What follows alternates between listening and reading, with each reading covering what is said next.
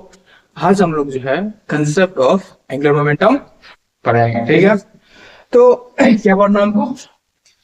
Angular momentum, ठीक है। इसको एक क्वेश्चन के माध्यम से समझना, ठीक है भाई। तो देखते हैं कि क्वेश्चन क्या है हमारा। मान लीजिए एक रॉड है, ठीक है। एक रॉड, ठीक है। मास ले लीजिए 4 kg, लेंथ मान लेते हैं 4 मीटर, ठीक। और ये यहाँ हिंज, क्या है? हिंज है। कहा यहाँ से 1 मीटर नीचे, ठीक।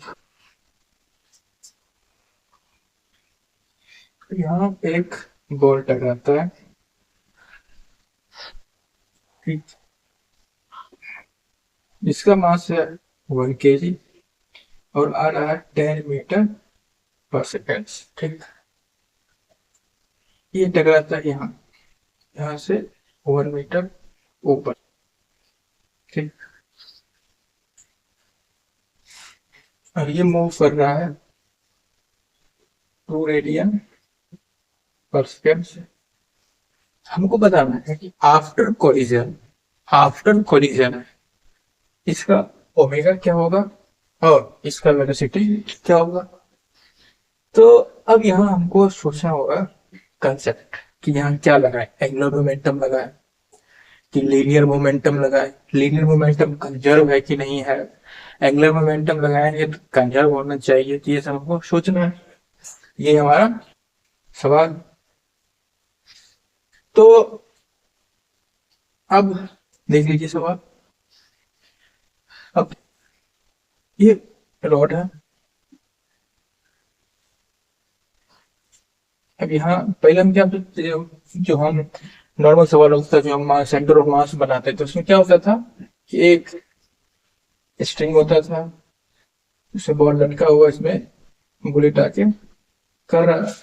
तो यहाँ हम एंगुलर मोमेंटम कंजर्वेशन लगा लेते थे। क्या हम यहाँ लगा सकते हैं? सोचिए सोचिए। बहुत लोग कह रहे हैं हाँ लगा सकते हैं, बहुत लोग कंफ्यूजन हुआ। तो हम देखते हैं कि क्यों नहीं लगा सकते। हम लगा सकते हैं, यहाँ हम क्यों लगा दिए? जब ये कोलाइड करेगा तो उसमें क्या होगा, इस पर एक नॉर्मल फोर्स इस डायरेक्शन में होगा, इस पर एक नॉर्मल फोर्स इस डायरेक्शन में होगा, जो कि इम्पल्सिव फोर्स होगा। और इसको बॉब और इसको एज सिस्टम माने, तो दोनों फोर्स एक दूसरे को कैंसिल कर देगा। इसलिए यहाँ net force on the system of Bob plus bullet is 0। इसलिए यहाँ मोमेंटम कंजर्व था। मोमेंटम कंजर्वेशन कब होगा? जब net force on the system is 0, ठीक है। स्ट्रिंग की छत में कोई फोर्स नहीं आया, वो तो फिर वर्टिकल डायरेक्शन, हॉरिजॉन्टल डायरेक्शन में मोमेंटम क्या है? कंजर्व। ये इसमें हम लोग पढ़े थे। अब यहाँ देखते हैं जो हमारा सवाल है उसमें क्या है। जो हमारा सवाल है इसमें ऐसा है, जैसे ही कोलाइड करेगा, जहां लाइन ऑफ इम्पैक्ट एक नॉर्मल फोर्स लगा, ठीक। एक और चीज लेते हैं, कोफिशिएंट ऑफ रेस्टिट्यूशन मान लीजिए 1/2 दिया गया है, ठीक है, इम्पैक्ट का। अब यहाँ एक बुलेट है, टकराने समय इस पर नॉर्मल लगा, ये दोनों तो कैंसिल हो गए, लेकिन हमारे पास एक हिंज फोर्स भी है, जो कि क्या लगेगा, ऐसे टूटता है, परपेंडिकुलर डायरेक्शन में तोड़ते हैं। आपको पता होगा, नहीं पता है तो कमेंट बॉक्स में कमेंट कीजिएगा, हम आपको बता दें, ठीक है। ऐसे तो इस पर तो ये दोनों फोर्स हॉरिजॉन्टल डायरेक्शन में कैंसिल तो हो गए, लेकिन ये कैंसिल नहीं हुआ। मतलब net force in the system of bullet plus rod is not 0 in the horizontal direction. 0 नहीं हुआ हॉरिजॉन्टल डायरेक्शन में, एक एक्स्ट्रा फोर्स NX आ गई। तो यहाँ हम angular momentum conserve, linear momentum conserve नहीं है। हमने ये देखा कि ये लीनियर मोमेंटम कंजर्व नहीं है, क्योंकि net force in horizontal direction not equal to 0। तो हॉरिजॉन्टल डायरेक्शन में नेट फोर्स 0 नहीं आया, इसलिए यहाँ लीनियर मोमेंटम कंजर्वेशन नहीं लगा सकते। अब आता है बात, हमको पता चल गया कि हम लीनियर मोमेंटम कंजर्वेशन नहीं लगा सकते हैं। अब आता है कि हम एंगुलर मोमेंटम लगा सकते हैं। तो देखते हैं एंगुलर मोमेंटम के लिए क्या होना आता है कि एंगुलर मोमेंटम जो भी होता है, एंगुलर मोमेंटम हो चाहे मोमेंट ऑफ इनर्शिया हो, हम उसको निकालते हैं एक्सिस के अबाउट। उसके लिए कोई ना कोई एक्सिस होता है कि इस एक्सिस के अबाउट हमने निकाला है एंगुलर मोमेंटम, चाहे इस पॉइंट के अबाउट। ठीक है, किसी भी पॉइंट के अबाउट जो हम निकालते हैं उस पॉइंट के अबाउट टॉर्क नेट क्या होना चाहिए, 0 होना चाहिए। तो अगर हम किसी भी पॉइंट के अबाउट सोचे, मान लो हम इस पॉइंट के अबाउट सोचे, ये रॉड है, ये हिंज पॉइंट, अगर यहाँ सोचे यहाँ इसके चलते ये दोनों तो कैंसिल कर देगा, ठीक है, लेकिन इसके चलते टॉर्क आ जाएगा एनएक्स के चलते। ठीक है, तो हमको पता लगता है कि अगर हम हिंज पॉइंट पे ही एक्सिस ले लें, हिंज पॉइंट पर भी एक्सिस ले लेते, तो इसका टॉर्क तो 0 हो जाएगा। हिंज पॉइंट पे जो नॉर्मल फोर्स आएगा उसका टॉर्क तो 0 हो गया, और इस पर नॉर्मल फोर्स ऐसे लग रहा है, बुलेट पर ऐसे लग रहा है, ये इस तरफ टॉर्क जनरेट करेगा। जो बुलेट वाला जो नॉर्मल फोर्स होगा वो इस तरफ टॉर्क जनरेट करेगा, मतलब नेट टॉर्क जो है अबाउट हिंज वो क्या आया, 0। मतलब अब हम एंगुलर मोमेंटम कंजर्वेशन लगा सकते हैं किसके अबाउट, सिर्फ हिंज पॉइंट के अबाउट, और किसी पॉइंट के अबाउट नेट टॉर्क 0 नहीं है तो एंगुलर मोमेंटम कंजर्व नहीं, सिर्फ इस पॉइंट के अबाउट कंजर्व लगा सकते हैं। ठीक है, ये हमको पता चल गया। लीनियर मोमेंटम कंजर्व मतलब इनिशियल लीनियर मोमेंटम बराबर फाइनल लीनियर मोमेंटम। अब जो चीज रोटेटिंग उसके लिए एंगुलर मोमेंटम क्या होता है, रोटेटिंग चीज के लिए,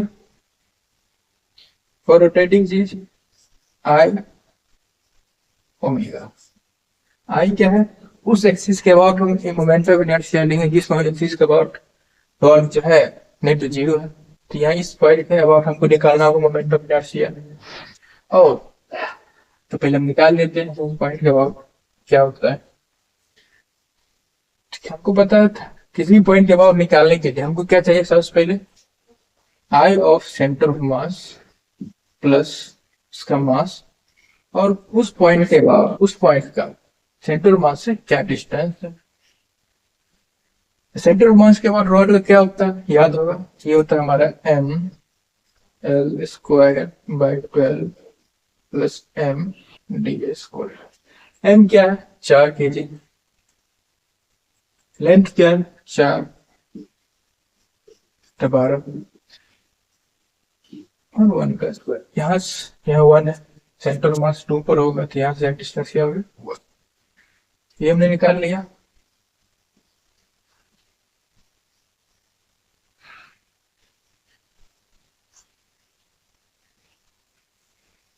क्या जाएगा हमारा, 4 3 12 तो 8 28 होता 3, तो मोमेंट ऑफ इनर्शिया आ गया वहां 28 होता 3 kg मीटर स्क्वायर। तो हमने मोमेंट ऑफ इनर्शिया निकाल लिया, क्या था हमारा, आई हमारा हो गया 28/3। तो इनिशियल एंगुलर मोमेंटम क्या होगा, और जो पॉइंट मास होता है, तो पॉइंट मास है, इसका क्या होता है, कैसे लिखते हैं पॉइंट मास का, पॉइंट मास पे लिखते हैं M R cross B. R क्या होता है, तो इसको हम ऐसे होते हैं, इसको हम लिखे क्या लिखेंगे, एम आर परपेंडिकुलर और बी, ये होता है पॉइंट मास के लिए एंगुलर मोमेंटम। ठीक है, अब हम एंगुलर मोमेंटम लिख रहे हैं। एंगुलर मोमेंटम क्या हो जाएगा इसका, हम मान लो इस डायरेक्शन को पॉजिटिव ले रहे हैं, इस डायरेक्शन को नेगेटिव ले रहे हैं, ठीक, इस डायरेक्शन में ही है। और हम ये मान ले रहे हैं कि जब टकराया हो, टकराने के बाद आफ्टर कोलिजन इधर ओमेगा से मूव कर रहा होगा, और जो बॉल है उसका वेलोसिटी v हो गया होगा। ठीक है, टकराने के बाद आफ्टर कोलिजन हम ये मान के, तो इनिशियल क्या हो जाएगा हमारा, आई एंड 28/3 ओमेगा, ओमेगा क्या है 2, ये हो गया रॉड का आपने लिख लिया। फिर इसका लिखेंगे, इसके बाद जो कि इसी के बाद हमारा लिखा हुआ है कंजर्व हिंज पॉइंट के बाद लिखना है, 3 क्या हो जाएगा यहाँ से यहाँ 2 सेंटीमीटर। एम कितना है 1, आर कितना है 2, आर परपेंडिकुलर 2 है, मल्टीप्लाई 10, इनिशियल में लिख लिया बराबर फाइनल लिखना है एंगुलर मोमेंटम क्या है फिर से इसी डायरेक्शन माना तो पॉजिटिव लिखेंगे 28/3 ओमेगा प्लस वी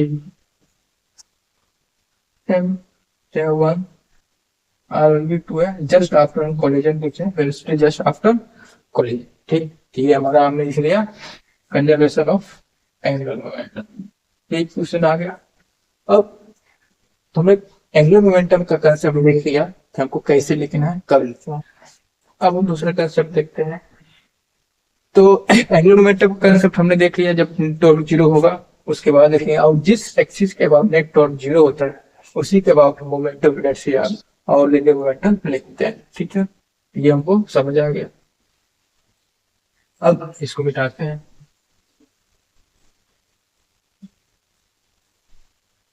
अब कोएफिशिएंट ऑफ रेसिप्रोकेशन में क्या होता है ये क्या होता है ई क्या होता है velocity of separation upon velocity of approach. मतलब किस वेलोसिटी से पास आ रहा है और टकराने के बाद इस वेलोसिटी से दूर जा रहा है। और ये ई हमेशा क्या होता है पॉजिटिव होता है। ये 0 से 1 के बीच होता है। ठीक है तो हमको ये कंफ्यूजन होगा ये जो वेलोसिटी हमको लिखना है कोएफिशिएंट ऑफ रेसिप्रोकेशन में हम जो लिखते हैं ये v1 माइनस v2 और u2 माइनस u1 ये हम क्या लिखें। पहले जो लिख रहे थे वहां तो बॉडी रोटेट नहीं यहाँ था एक पार्टिकल का अलग अलग वेलोसिटी। इसका तो हमको ठीक है टैब लिख ली लेकिन इसमें क्या लिखे velocity of factor of mass लिखे इसका वेलोसिटी यहाँ कंफ्यूजन होगा। तो इसको कोई कंफ्यूजन नहीं हमको क्या करना है कि लाइन ऑफ इम्पैक्ट के अलोंग जो वेलोसिटी है वो लिखना है। क्योंकि ये लाइन जहां ये टकराएगा कोलिजन होगा ये लाइन को किस वेलोसिटी से अप्रोच करेगा और टकराने के बाद इसी लाइन ऑफ इम्पैक्ट को किस वेलोसिटी से दूर जाएगा। हमको लाइन ऑफ इम्पैक्ट को देखना है। किसको देखना है लाइन ऑफ इम्पैक्ट। ठीक है तो वही लिखेंगे।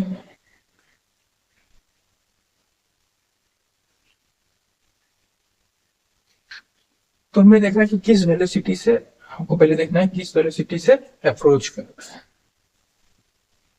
तो हमने मान लिया कि जहां ये टकराया यहाँ टकराया हमने माना था कि ओमेगा है। तो जहां तो क्या लिखते हैं वेलोसिटी यहाँ लिखना होता है तो b बराबर ओमेगा। यहाँ से यहाँ डिस्टेंस कितना 2 क्या हो जाएगा 2 omega line of impact column और इसको हम आए थे भी ये तो भी है और ई लिखेंगे 1/2 equal to velocity of approach. इस डायरेक्शन को हम पॉजिटिव लेते हैं और इस डायरेक्शन को हम नेगेटिव लेते हैं। ठीक है 10 और लाइन ऑफ इम्पैक्ट के अलावा लेना है। यहाँ क्या हो जाएगा इनिशियली 2 4 मतलब यह हो जाएगा 4 लाइन ऑफ इम्पैक्ट के अलावा क्या है 4 और इसी डायरेक्शन में इसको हम पॉजिटिव लिए तो u2 माइनस u1 और हमको u2 माइनस u1 मतलब नहीं होगा बस पॉजिटिव होना चाहिए। ये 10 -4 लिखा। तो इसमें अगर बॉल जो उसका वेलोसिटी पहले लिखी थी उसका वेलोसिटी बाद में लिखेंगे खुद पॉजिटिव हो जाएगा। इस बार से हमने कोएफिशिएंट ऑफ रेसिप्रोकेशन लिख दिया। तो दोनों को जब हम सॉल्व करेंगे हमारा क्या आ जाएगा ओमेगा एन भी आ जाएगा।